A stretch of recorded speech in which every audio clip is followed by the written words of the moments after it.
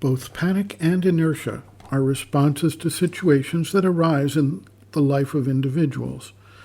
They come about when something new or unexpected comes forward to challenge the individual. In the case of panic, there is clearly a perception of danger and the rising of fear in the being. This drives the individual into what is generally regarded to be a manifestation of the fight or flight reaction. There is no thought involved. It is a reaction of the vital being that drives the individual's response to the situation. Depending on how the vital being responds, one can see either the predominance of the rajasic impulse or the tamasic reaction.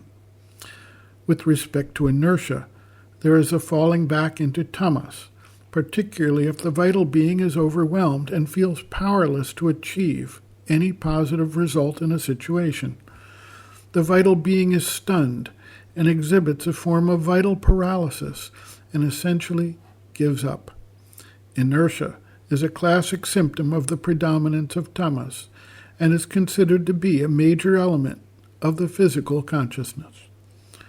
For the most part, these initial stages of response to something new, unexpected, and potentially harmful are almost automatic reactions or instinct-driven reactions that do not involve clear and deliberate review and decision-making, which come in later stages.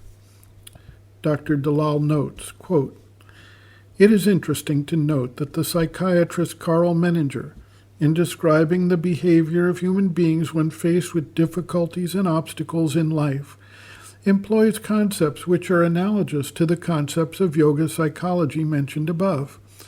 There are, says Menninger, 5 stages in man's response to life, crises: panic, inertia, striving, coping, mastery.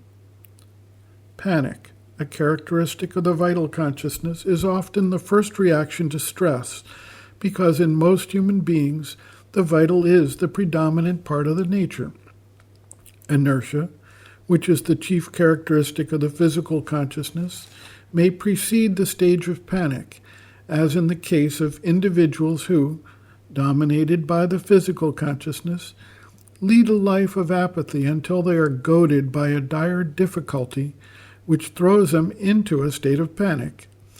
But the state of inertia often follows upon that of panic when an individual, paralyzed by an overwhelming difficulty, resigns himself to it or tries to escape from it.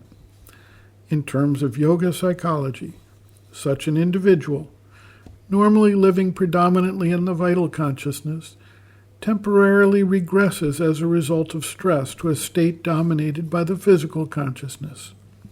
However, sooner or later, the majority of individuals recover at least to some extent from the initial reactions of panic and inertia and learn to confront and combat their difficulties, thus entering the stage of striving."